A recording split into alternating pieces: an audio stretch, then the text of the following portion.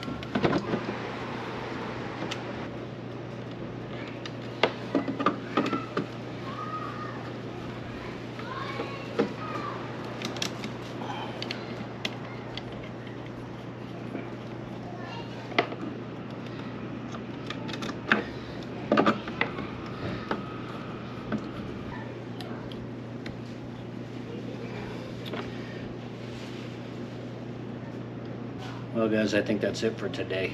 I still got a couple pieces and parts that I need to go pick up. Everything's wired. I'm about 95% complete, but I still got a few things that I want to kind of button up. I got all the parts I needed. I'm going to finish this bad boy up. Just a few more things left to put in, and we'll be done, and then we'll talk about everything. Let's get to it.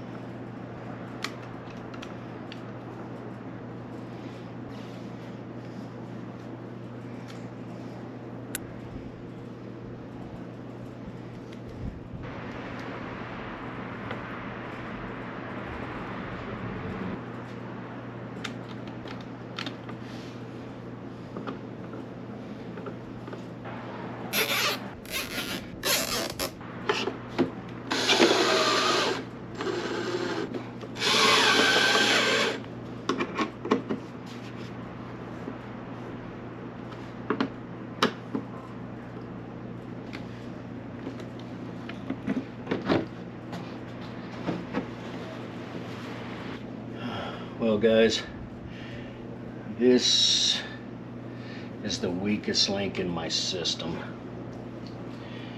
So I'm going to fuse that with a 125 amp fuse coming up to the inverter.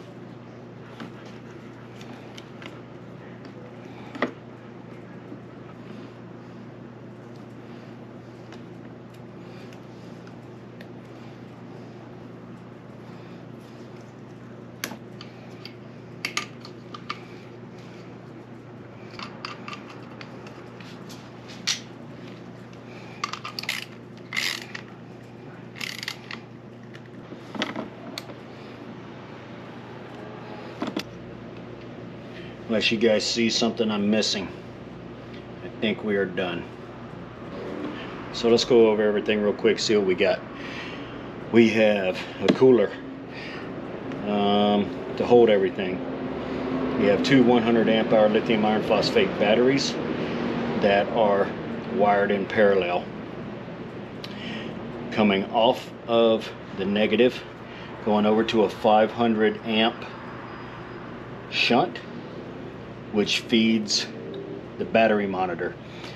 So coming off the other side of the shunt, I have a cable feeding the charge controller off the negative, and I have two 6-gauge cables feeding the inverter on top.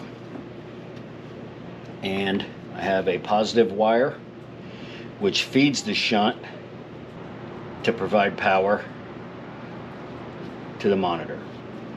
Moving over to the positive side, I have a 1/0 wire, also positive to positive, wired in parallel, going to a 125 amp fuse, going to a kill switch. Coming out of the other side of the kill switch is two 6-gauge wires feeding the positive side of the inverter. I also have a positive wire coming up to a 40 amp circuit breaker going into the charge controller, which is a 30 amp charge controller. Coming out of The PV side of the charge controller is a positive and negative, which comes down, and I have two pigtails sticking out the side. I also have a Bluetooth connected to the 30 amp charge controller. In addition, I have a temperature sensor coming down that I have zip tied to the negative terminal of my battery. And then, of course, I have a 1000 watt pure sine wave inverter, 12 volt inverter that provides 120 volts AC power.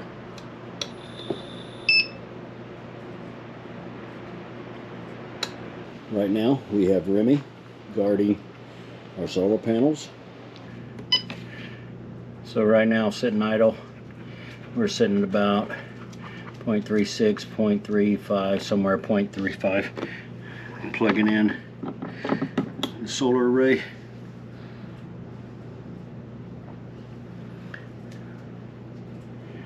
Give it a minute, let it figure out what it's going to do.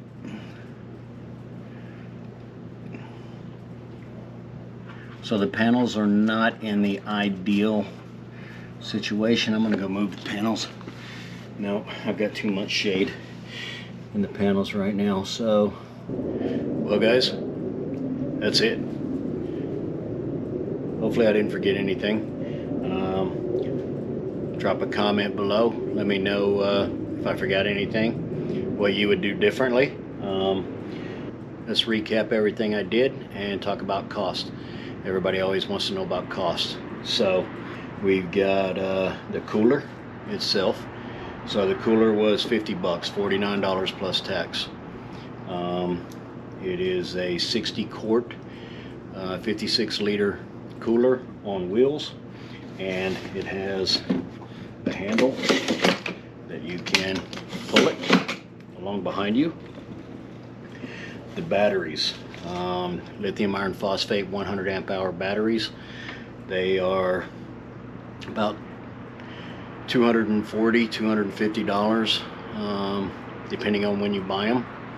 So the inverter is a Renogy pure sine wave 12 volt inverter. It is about $180. And a Renogy 30 amp PWM charge controller.